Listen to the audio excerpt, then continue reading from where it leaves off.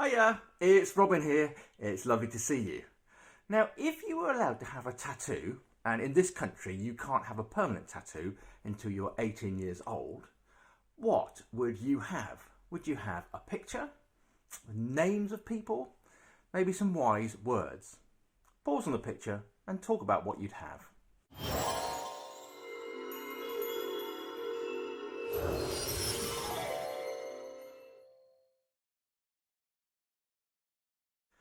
One of my favourite bands is called Over the Rhine. Here they are. The lead singer Karin has a tattoo on her arm. Look closely. Can you read it?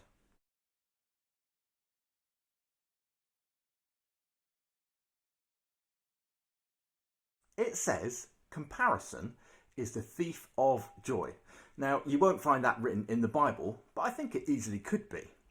Let's explore this phrase. Firstly, what do you think comparison means? Pause on the picture and talk about this.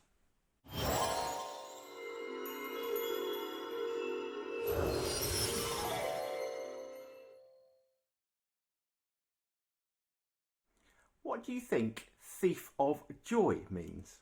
Pause on the next picture and discuss.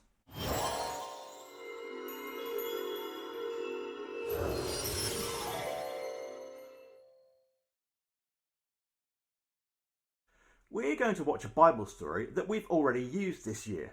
This time I want you to focus on the older brother, especially at the end of the story. Pause after you've watched the video to talk about the questions I've put there. A man had two sons. The younger son told his father, Excuse me? "I want my share of your estate now, before you die." Okay. So his father agreed and gave his son his inheritance. Woohoo! A few days later, this younger son packed all his belongings See ya.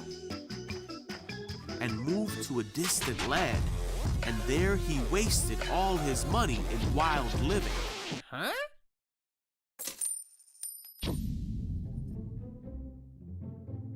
About the time his money ran out, a great famine swept over the land, Aw, man.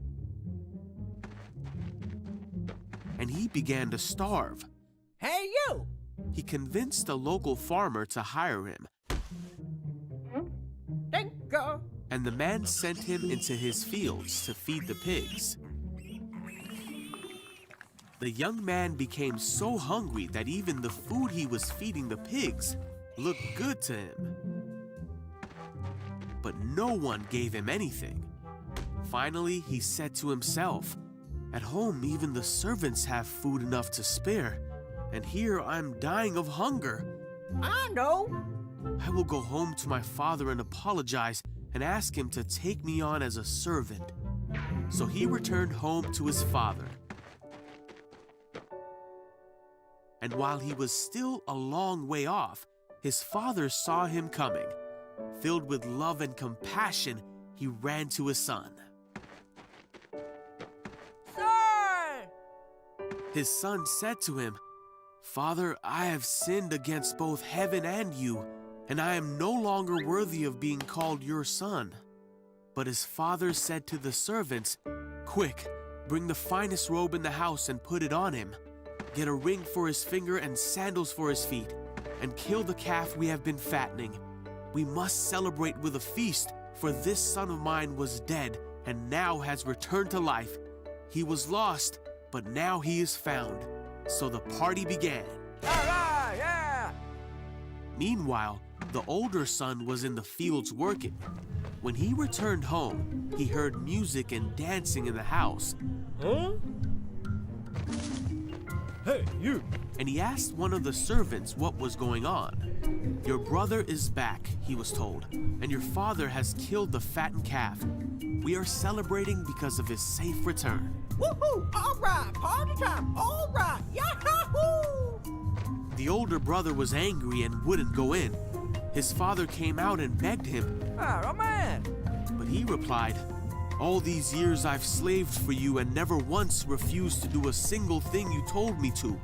And in all that time you never gave me even one young goat for a feast with my friends. Yet when this son of yours comes back after wasting your money, you celebrate by giving him a great feast." His father said to him, "Look, dear son, you have always stayed by me, and everything I have is yours. We had to celebrate this happy day, for your brother was dead and has come back to life. He was lost, but now he is found."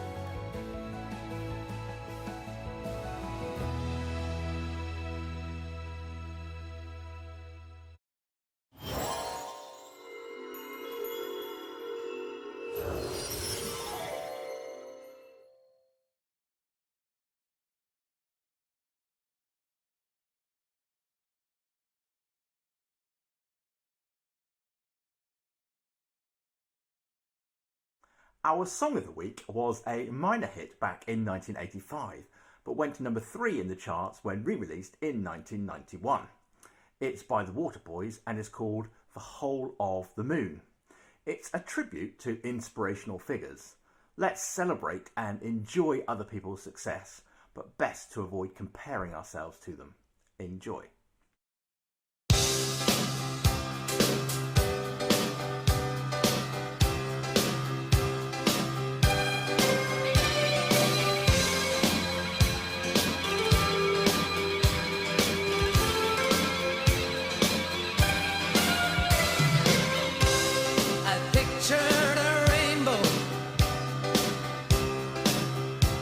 You held it in your hands. I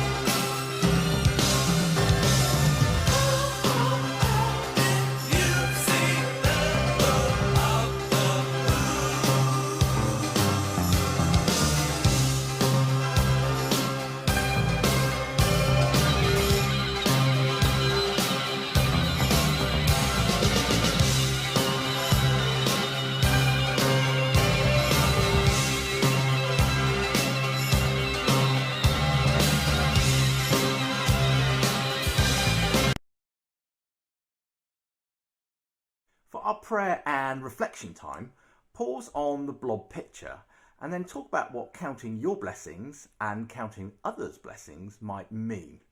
Then spend some time talking and thinking about the good things in your life. You might want to thank God for these things.